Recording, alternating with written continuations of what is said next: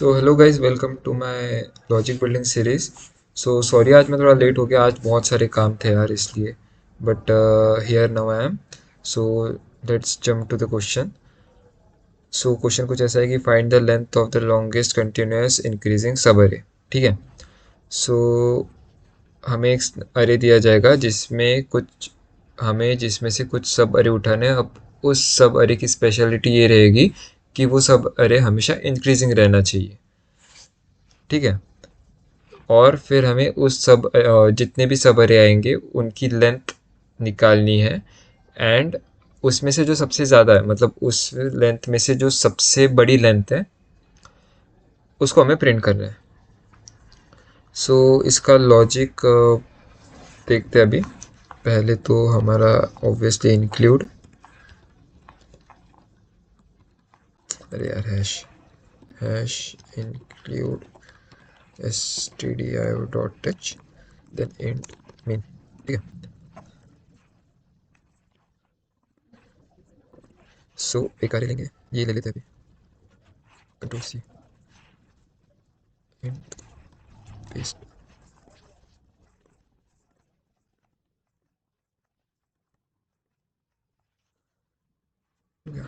फिर एक इंट ले लेते हैं, current len equals 1 and int max len equal to 1। तो अब मैं बताता हूँ इसके आगे आगे काम क्या है। Max max. सो यहाँ से हम अपना फॉर लूप स्टार्ट करेंगे। For int i is equals to 0, then i less than 10 and i plus plus. ठीक है। अभी देखो, पहले तो हमको कंपेयर करना है। अब इंक्रीजिंग अरे का मतलब सिर्फ एक नंबर से इंक्रीज होना चाहिए, वो चाहे अगर यहाँ पे लाइक यहाँ पे रहता कुछ, मान लेते 5 और यहाँ पे रहता 9। सो 259 भी एक इंक्रीजिंग अरे ही है। सो बहुत लोगों के पहले दिमाग में आया होगा, फर्स्ट टाइम क्वेश्चन सोल्व करते हुए मेरे भी दिमाग में आया था कि यहाँ पे if A R R of i, sorry, i plus 1 is equals to A R R of i plus 1 कर दूँ। सो ये बहुत ही गलत मेथड है इस क्वेश्चन को सॉल्व करने का, क्योंकि हमें इंक्रीजिंग अरे चाहिए। इंक्रीज बाय 1 ऐसा नहीं बोला उन्होंने, इंक्रीजिंग अरे बोला। सो यहाँ पे ये नहीं आएगा, यहाँ पे आएगा A R R of i is less than A R R of i plus 1। यहाँ पे इसको एक काम करते हैं, यहाँ से इसको 1 से स्टार्ट करते हैं, इसको 1 से स्टार्ट कर रहे हैं। सो ये हो जाएगा आई और ये हो जाएगा आई माइनस 1। ठीक है। सो अगर ऐसा है तो हमें करंट लेंथ को प्लस प्लस कर देना है, एक से बढ़ा देना है। और अगर ऐसा नहीं है सो हमें करंट लेंथ को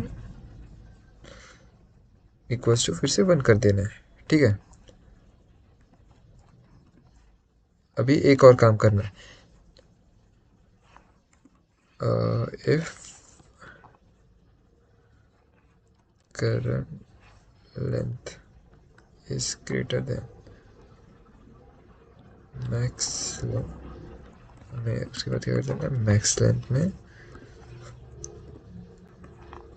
करंट लेंथ को सेव कर देना है and then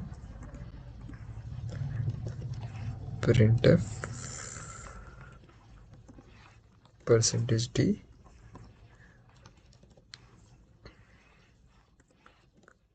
current length.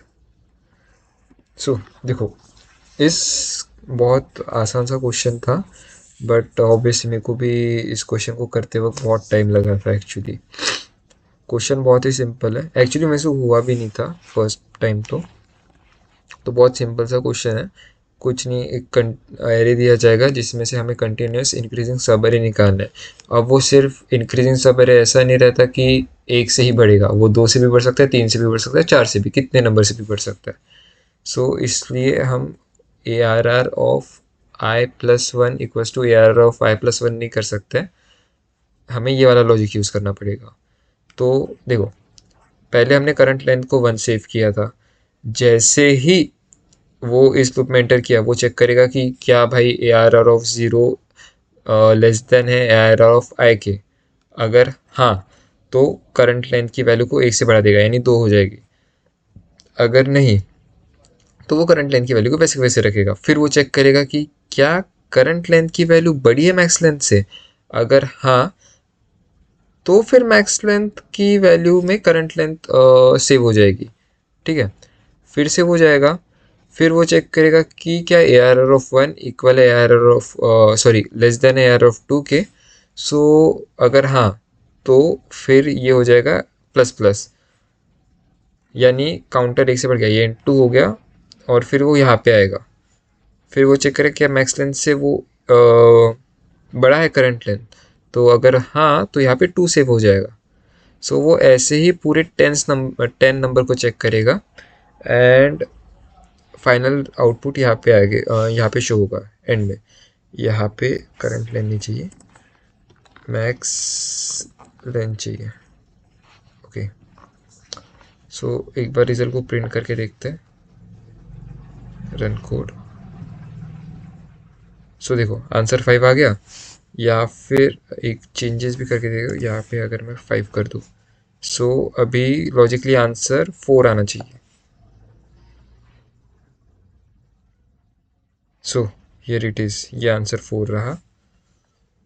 And एक बार एक क्या करते हैं, यहाँ पे 2 कर देते हैं, एंड यहाँ पे भी हाँ, ये तो ठीक है। अभी लॉजिकली आंसर 3 रहना चाहिए, जो अरे रहेगा हमारा सब अरे वो ये रहेगा। सो रन कोड, देखो आंसर 3 आ गया। So this is for today guys. आज ज़्यादा बड़ा क्वेश्चन नहीं ले पाया, सॉरी, आज काम भी थे और लेट भी हो गया था, बट हम कल एक और क्वेश्चन देखेंगे। So goodbye for today.